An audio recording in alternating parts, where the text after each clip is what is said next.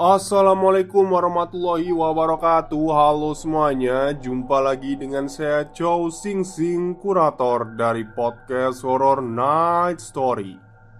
Halo, apa kabar semuanya? Semoga kalian semua sehat semua ya. Dan seperti biasa, pada hari Kamis ini saya kembali dan akan membawakan sebuah kisah mistis untuk kalian semua.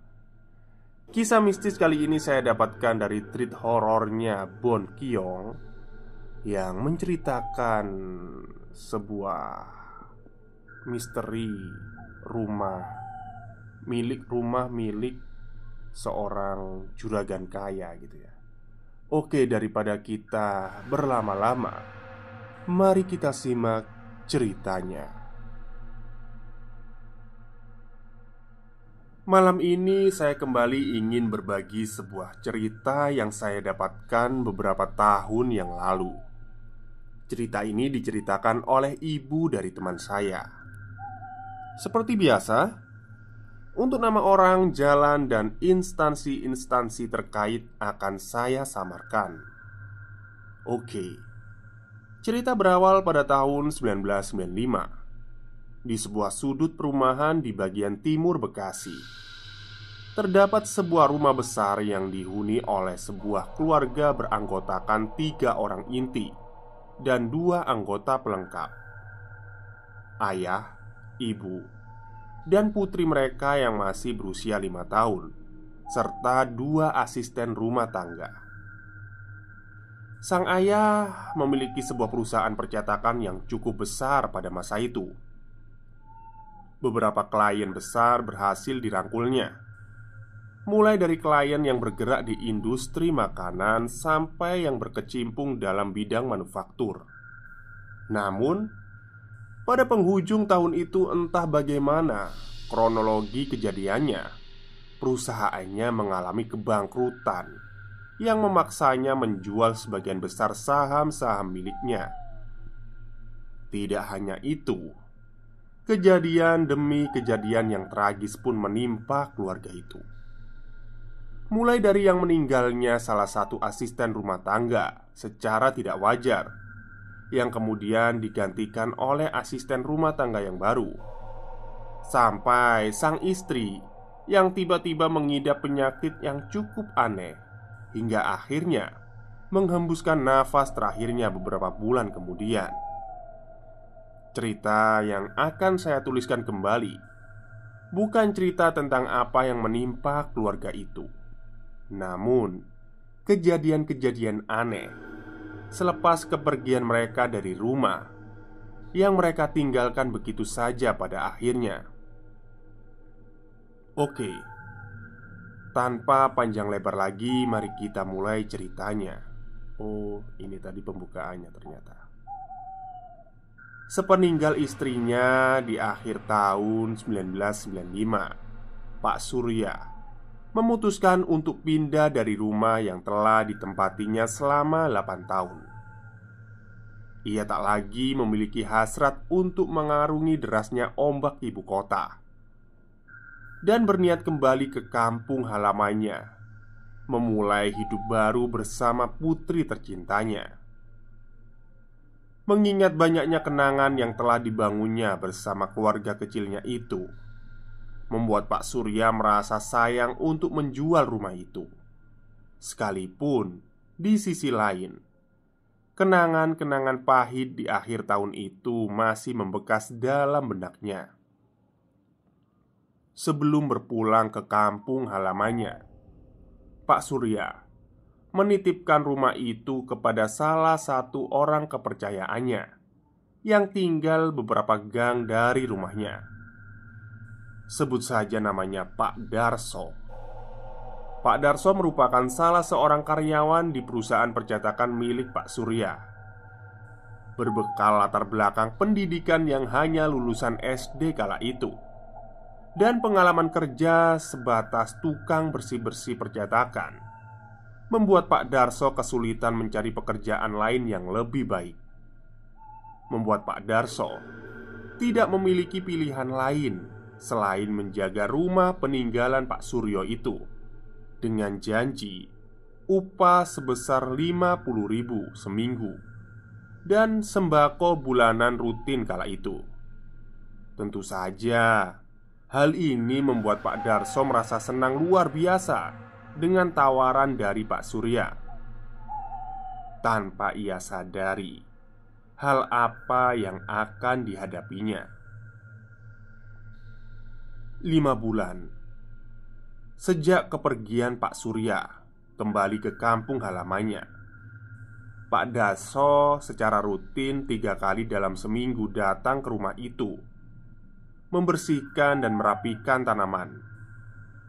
Kadang bahkan dengan uang upah yang cukup lumayan, Pak Darso menyisihkan sebagian untuk membeli cat tembok dan mengecatnya sendiri. Pak Darso ini memiliki seorang putri berusia 16 tahun, Dahlia namanya. Dia sering sekali ikut membantu Pak Darso membersihkan rumah tersebut di akhir pekan. Terkadang bahkan di saat Pak Darso tidak sempat datang ke rumah itu, Dahlia lah yang menggantikan ayahnya membersihkan rumah itu. Sayangnya, minggu sebelumnya mereka sama sekali tidak sempat untuk mengunjungi rumah titipan Pak Surya, karena mereka harus berpulang ke kampung halaman mengunjungi orang tua Pak Darso. Sepulang dari kampung halaman, minggu ini barulah mereka berniat kembali mengunjungi rumah itu. Namun aneh, siang itu Pak Darso dan Dahlia menemukan hal yang tidak biasa. Banyak jejak anak kecil di ubin teras depan rumah. Jejak kaki tepatnya. Masih dengan pikiran yang positif, Pak Darso pun langsung berlari ke arah pintu samping rumah yang berbatasan dengan tanah kosong di sebelahnya. Khawatir jika ada kaca jendela yang pecah terkena bola dari arah tanah kosong itu. Memang, tanah kosong di samping rumah Pak Surya selalu digunakan oleh anak-anak kecil di perumahan itu sebagai tempat bermain. Kadang sepak bola, kadang perang-perangan, atau bahkan kadang bola gebok. Dilihatnya satu persatu jendela samping rumah. Namun, tidak ada bekas pecahan di sana, atau bahkan jejak bola yang menempel di tembok. Alhamdulillah, untung gak ada yang pecah, ucap Pak Darso lega. Dia pun kembali ke arah pintu depan rumah. Sesampainya di pintu depan, Pak Darso tidak menemukan putrinya Dahlia. Ditengoknya sekeliling, tapi tak ada tanda-tanda keberadaan Dahlia. "Lia! Lia!" Pak Darso berseru memanggil-manggil nama putrinya itu. "Nak, kamu di mana?" Kekhawatiran mulai menyelimuti pikiran Pak Darso. Ia berjalan mengitari rumah itu dari dalam pagar. Namun tak kunjung terlihat juga batang hidung sang anak. Pak Darso segera keluar dari pagar rumah, berlari ke sebuah warung kecil di ujung perempatan jalan. "Bu, ibu lihat Dahlia nggak?" tanyanya kepada sang pemilik warung. Pak Darso, loh, bukannya tadi bareng sama bapak ya ke rumahnya Pak Surya?" balas si ibu warung. "Iya bu, tadi bareng sama saya. Tapi tadi saya tinggal sebentar, tahu-tahu udah nggak ada," sambung Pak Darso dengan nada panik. "Lah, ya nggak ada toh pak. Nggak lewat sini dari tadi Dahlia." Mendengar jawaban itu, Pak Darso semakin panik. Pasalnya, tidak mungkin si ibu warung tidak melihat Dahlia lewat kalau memang ia pergi meninggalkan rumah itu. karena itu adalah satu-satunya jalan yang tersedia bagi rumah besar tersebut untuk pergi ke jalanan utama. Dan menurut si ibu warung, dia sudah duduk di situ selama 2 jam lebih. Sedangkan Pak Darso hanya meninggalkan Dahlia sekitar 15 menit lamanya. Bingung dan panik, itulah yang dirasakan Pak Darso saat ini. Tanpa berpikir panjang lagi, Pak Darso kembali ke rumah itu, memastikan lagi keberadaan Dahlia putrinya. Ia berlari secepat mungkin sampai di depan pagar rumah Pak Surya. Tiba-tiba Pak Darso menghentikan langkahnya. Betapa terkejutnya Pak Darso melihat putrinya berdiri di depan pintu pagar, seakan menunggu dirinya. "Bapak dari mana sih?" tanya Dahlia dengan nada sedikit meninggi, seolah-olah kesal karena merasa ditinggal. "Kamu?" Pak Darso terbata. "Kamu dari mana, Nak?" tanya Pak Darso bingung. Aku itu dari tadi di sini, Pak." Pak Darso semakin bingung mendengar jawaban Dahlia. Namun, apa yang dikatakan putrinya berikutnya semakin membuat Pak Darso tak bisa berkata apa-apa. "Aku tuh dari tadi nungguin bapak nggak balik-balik. Akhirnya aku susul ke samping rumah, tapi bapak nggak ada. Emang bapak kemana tadi?" tanya Dahlia yang terdengar masih sedikit kesal. Pak Darso hanya terdiam. Ia mencoba menemukan alasan yang logis dari kejadian itu. Pak," Dahlia yang melihat ayahnya terdiam mematung seolah mengerti ada hal yang tidak beres baru saja menimpa ayahnya itu. "Pak, kita pulang aja yuk," ajak Dahlia mencoba mengalihkan pikiran Pak Darso. "Hah? Pulang? Iya, iya, ayo nak." Pak Darso yang tersentak mencoba menjernihkan pikirannya, mengikuti ajakan putrinya itu. Pak Darso berbalik. Dahlia pun mengikuti di belakangnya. Mereka berdua melangkah pergi, menjauh dari rumah Pak Surya. Setibanya di warung yang berada di ujung perempatan tadi, terdengar suara ibu warung berseru kepada Pak Darso. "Pak, Dahlianya udah ketemu." Mendengar seruan ibu warung itu, Pak Darso menoleh ke arah si ibu warung. "Iya bu, ini..." Pak Darso tiba-tiba terdiam, tak bisa berkata apa-apa. Ketika ia menoleh ke belakang mencoba menunjukkan anaknya kepada si ibu warung, tak dilihatnya siapapun di belakangnya. Dahlia?" gumamnya terbata-bata. "Dahlia kemana?" Ia kembali mematung, bingung tak mengerti. Melihat hal itu, si ibu warung menghampiri Pak Darso dan menepuk bahunya. "Pak, bapak kenapa?" tanya si ibu warung. "Dahlianya udah ketemu belum?" Pak Darso menoleh ke ibu warung. Tatapan bingungnya seakan menjelaskan sesuatu kepada si ibu warung itu. "Hilang lagi ya Dahlianya?" Pertanyaan itu membuat Pak Darso semakin bingung. Pasalnya, kata lagi yang diucapkan ibu warung seolah menegaskan bahwa ia tahu sesuatu. Kok ibu tahu?" tanya Pak Darso. "Pak, bapak kan sudah lama toh ikut Pak Surya. Masa sih belum paham juga setelah kejadian-kejadian aneh yang terjadi di keluarga beliau?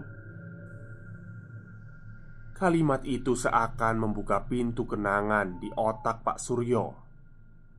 Seperti adegan set show, memori demi memori tentang kejadian-kejadian yang menimpa keluarga Pak Surya seolah muncul kembali dalam ingatannya. Sampai pada sebuah titik, ingatannya terhenti pada sebuah adegan. Adegan yang akhirnya menyadarkannya dan membuatnya berlari sekencang-kencangnya kembali ke rumah itu. Pak Darso masih ingat betul semua kejadian yang menimpa keluarga Pak Surya. Tragedi-tragedi itu masih hangat dalam ingatannya. Ia teringat akan pesan Pak Surya sebelum pergi.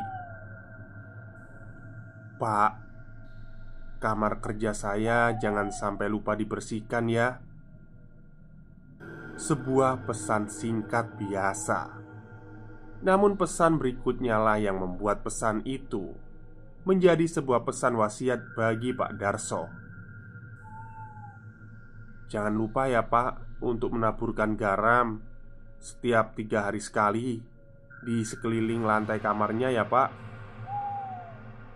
Dan kini ia sadar, sudah 5 hari ia tidak menjalankan pesan itu karena pulang kampung. Kamar kerja Pak Surya merupakan sebuah ruang kerja kecil biasa. Di dalamnya hanya terdapat satu set meja dan bangku kerja, sebuah rak buku besar lengkap buku-buku bacaan milik Pak Surya. Tidak ada yang aneh dari ruangan itu. Hanya saja tidak ada satupun karyawan Pak Surya yang boleh masuk ke ruangan itu selain Pak Darso tentunya.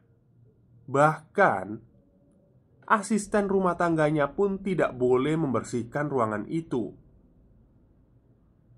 Ada apa sebenarnya dengan ruang kerja Pak Surya? Sesampainya di depan rumah, Pak Darso menghentikan langkahnya. Ia menarik nafas dalam-dalam dan menghembuskannya panjang, mencoba menenangkan degupan jantungnya yang sangat cepat. Ia pun mulai kembali melangkahkan kakinya, selangkah demi selangkah, menuju pintu depan. Pak Darso merogoh kunci pintu di kantung kanan celananya, memasukkannya ke slot pintu dan membukanya perlahan.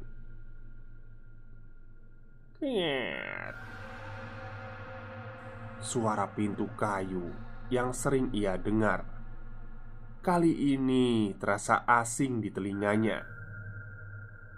Perasaannya aneh. Tekanan udara di rumah itu seakan menurun drastis, membuat Pak Darso sedikit sulit bernafas. Diperhatikannya sekeliling, tidak ada yang aneh. Namun, suasana ruang tamu di rumah itu agak berbeda hari ini. Sedikit lebih mencekam. Langkah demi langkah ditapakannya, Pak Darso kini mulai memasuki ruang tengah dari rumah itu.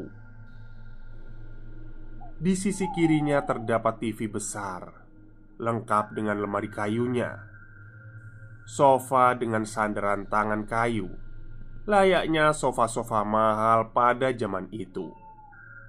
Merupakan sebuah cerminan ruang tamu dari keluarga yang berada kala itu. Di sisi kanannya 2 buah pintu yang berjarak cukup jauh. Di antaranya terdapat lemari kaca dengan pajangan-pajangan dan foto keluarga milik Pak Surya di dalamnya. Pintu pertama merupakan pintu dari kamar mandi untuk tamu yang datang berkunjung. Sedangkan pintu berikutnya adalah kamar tidur untuk tamu yang menginap, lengkap dengan kamar mandinya. Pak Darso melangkah masuk lebih dalam sambil memperhatikan sekeliling. Tidak ada yang aneh. Melewati area itu, sebuah meja makan besar dengan 6 bangku yang tertata rapi melintang di tengah dapur yang dilengkapi dengan kitchen set zaman itu. Di antara dapur dan ruang TV berjajar jendela-jendela besar dengan pemandangan halaman samping yang berbatasan dengan tanah kosong. Pak Darso pun menoleh ke kanan, menghadap sebuah anak tangga menuju ke lantai 2. Disinilah sebuah keanehan terjadi. Diperhatikannya satu demi satu anak tangga itu.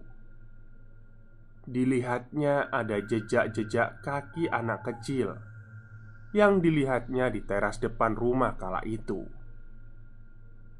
Perasaan aneh dan merinding mulai menyelimuti pikiran dan hati Pak Darso.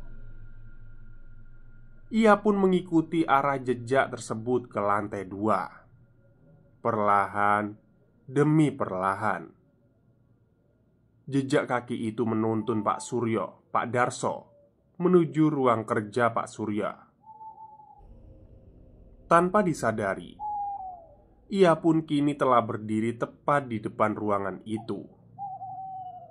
Pak Darso mengangkat tangannya perlahan, mencoba meraih kenop pintunya.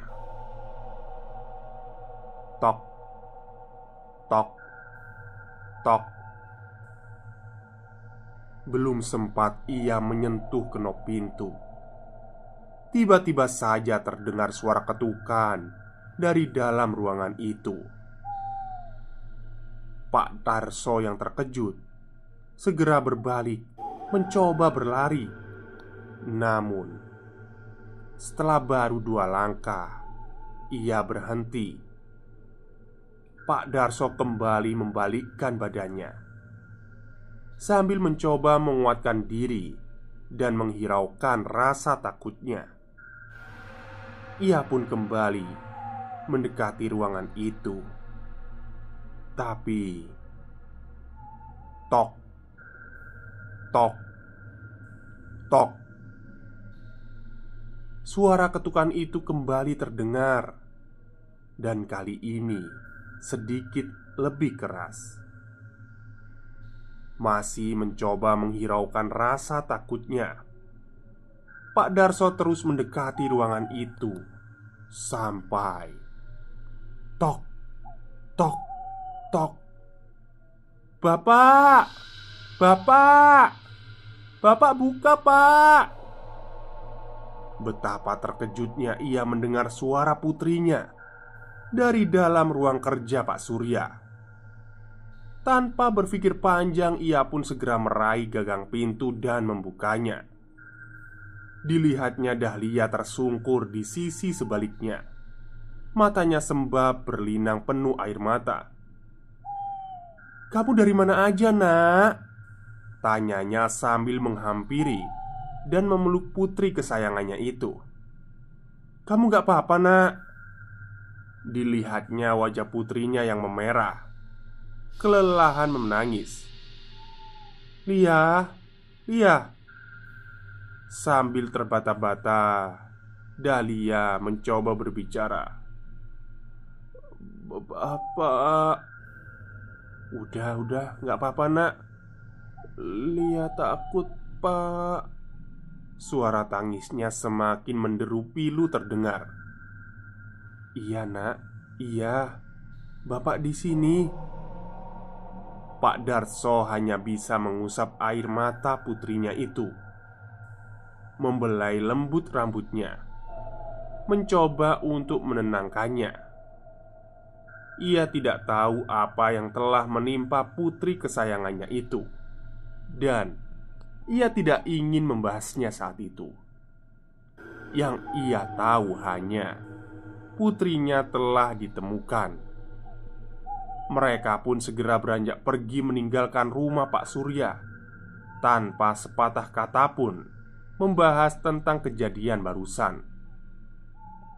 Dahlia terlihat sedikit trauma dan terguncang, dan Pak Darso pun seakan menghindar untuk menanyakan sampai di ujung perempatan di warung itu lagi. "Pak, Pak!" Suara ibu warung kembali terdengar di telinga Pak Darso. Kali ini ia mencoba tidak menggubris suara itu, khawatir muncul pertanyaan-pertanyaan yang bisa membuat putrinya kembali terguncang. "Pak, ya elah si bapak!" Suara itu pun menghampiri mereka. Tak begitu lama, si ibu warung sudah berdiri di depan mereka berdua. "Ini Pak, minum dulu. Kasihan udah lianya," ucap si ibu warung sambil menyodorkan sebotol minuman dingin kepada mereka. Merasa tidak sopan bila ditolak, Pak Darso pun menerimanya. "Iya Bu, terima kasih banyak." Pak Darso pun mengambil botol minum itu dan memberikannya kepada Dahlia. "Mari Pak, duduk dulu saja di warung saya. Kasihan toh kalau Dahlia masih harus berjalan ke rumahnya dengan kondisi seperti itu." Mengingat kondisi putrinya yang masih terpukul, Pak Darso pun mengikuti si ibu ke warungnya. Mereka pun duduk pada sebuah bangku kayu panjang yang memang disediakannya untuk para pembeli di warung itu. Dahlia terlihat masih terdiam tidak bicara. "Saya Darmina, Pak." Pak Darso menoleh kepada si ibu. "Tapi orang-orang sini sih manggil saya Bu Min. Ya, biar gampang gitu, hehe," ucap Bu Min memperkenalkan diri. Pak Darso masih terdiam memperhatikan. "Pak Darso pasti nggak ingat saya ya?" tanya Bu Min kepada Pak Darso. Pak Darso hanya bisa menatap Bu Min bingung. Seingatnya ia belum pernah berbincang dengan Bu Min seperti ini sebelumnya. "Kita pernah ketemu sebelumnya, Bu?" tanya Pak Darso. "Lah, ya kan Bapak sering lewat sini," ujar Bu Min sambil tertawa kecil. "Maksud saya, jauh sebelum ini apa kita pernah ketemu, Bu?" tanya Pak Darso penasaran. Bu Min hanya tersenyum. Ia berdiri, berpindah tempat duduk di sebelah Dahlia. Sambil mengusap bahu kiri Dahlia, dia berkata,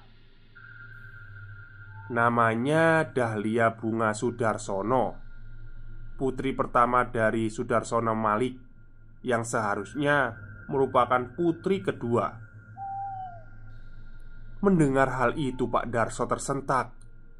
Bagaimana mungkin seseorang yang tidak pernah ia kenal baik sebelumnya mengetahui sesuatu yang sama sekali tidak pernah ia ceritakan pada orang banyak? Bu Min hanya tersenyum melihat reaksi Pak Darso. "Tenang, saya tidak akan bilang ini kepada siapa-siapa kok," ucap Bu Min. "Tapi sudah waktunya Dahlia mengetahui kebenarannya," lanjutnya. Dahlia yang mendengar itu pun menoleh ke arah Bu Min. "Mengetahui apa, Bu?" Ia kemudian menoleh ke arah bapaknya. "Pak, mengetahui apa, Pak?" Pak Darso hanya bisa terdiam, tak berkata sedikit pun. "Sudah waktunya, Darso. Kamu harus jujur pada anak ini." Tiba-tiba Suara Bu Min menegas. Pak Darso yang masih kebingungan terduduk lesu. "Kenapa, Pak? Ada apa sebenarnya ini, Pak?" tanya Dahlia yang tidak tahu kemana arah percakapan mereka. "Ibu adalah orang yang membantu persalinan ibumu, Nak. Dan ibu yang menyematkan nama bunga di tengah namamu," ucap Bu Min sambil tersenyum kepada Dahlia. Pak Darso yang mendengar hal itu pun seolah menoleh ke arah Bu Min. Matanya terbelalak, seolah tidak percaya dengan apa yang ia dengar. "Bu Min, Bu Min," ucap Pak Darso terbata-bata. "Iya, ini saya. Bukannya harusnya kok..." Kali ini Pak Darso benar-benar tidak percaya dengan apa yang ia dengar. "Saya masih hidup, Darso," lanjut Bu Min. "Tapi saya lihat sendiri." "Kamu dan Pak Surya, kalian hanya melihat apa yang ingin kalian lihat." "Bapak mau mencoba membunuh Bu Min?" Tiba-tiba suara Dahlia memecah kebingungan Pak Darso. Namun Pak Darso tidak bisa berkata apa-apa. "Tidak, Nak, tidak. Bapakmu ini orang baik," ucap Bu Min menegaskan. "Bahkan terlalu baik sampai dia mau diperalat tanpa sadar oleh si Surya bangsat itu." "Gimana maksudnya, Bu?" Nanti kamu akan tahu semuanya. Tapi buat saat ini kita harus membersihkan raga kamu dulu ya, Nak." "Memangnya Dahlia kenapa, Bu Min?" tanya Pak Darso khawatir. "Saat ini di tubuhnya ada bekas aroma alam gaib. Khawatir mereka menganggap Dahlia adalah bagian dari mereka." "Hah? Aroma alam gaib?" tanya Pak Darso terkejut. "Kamu pikir Dahlia kemana aja dari tadi, Darso? Gak mungkin kan dia akan menghilang begitu saja dan muncul tiba-tiba?" seru Bu Min kepada Pak Darso. Dahlia terdiam.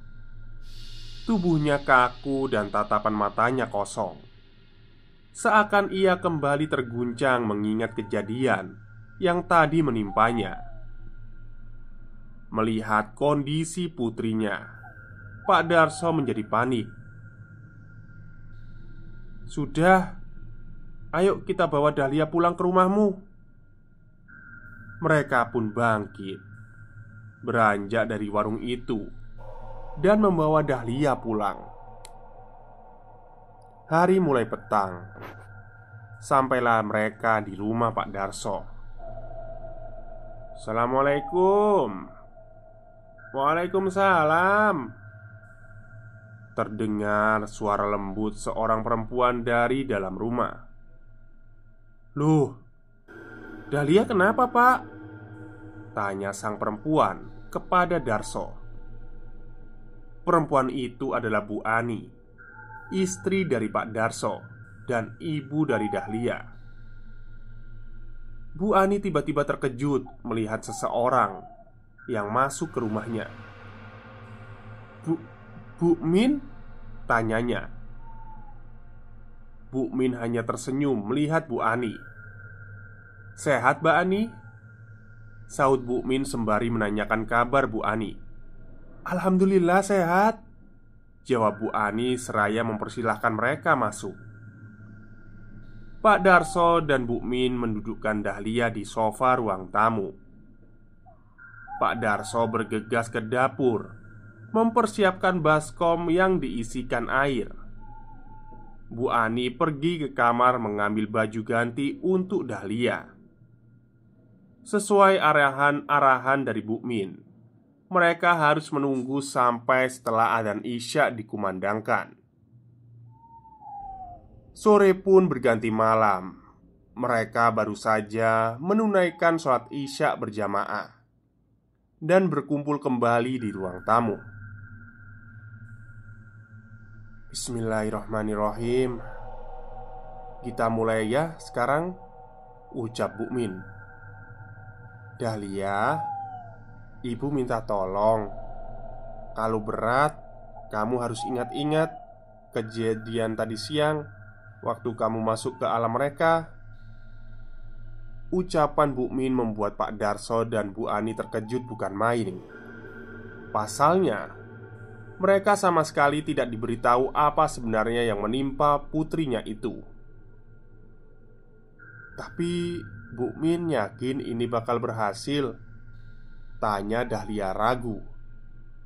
Insya Allah nak, atas izin Allah subhanahu wa ta'ala, dan selama kita berpegang teguh pada keimanan kita, mereka kan juga makhluk Allah, ucap Bu Min meyakinkan Dahlia. Iya Bu, sahut Dahlia. Dahlia pun menutup matanya, mencoba mengilas balik apa yang terjadi tadi siang. Dahlia dan Pak Darsono tiba di depan pintu rumah Pak Surya setelah 1 minggu lamanya. Mereka tidak ke sana karena harus berpulang ke kampung halaman. Baik, mungkin itu dulu ya cerita dari Jejak yang ditulis oleh Bon Kiong. Untuk bagian keduanya besok siang saya akan menceritakannya kembali karena seperti biasa cerita ini panjang ya, tidak cukup waktunya. Oke, mungkin itu saja cerita untuk siang hari ini. Kurang lebihnya saya mohon maaf. Wassalamualaikum warahmatullahi wabarakatuh.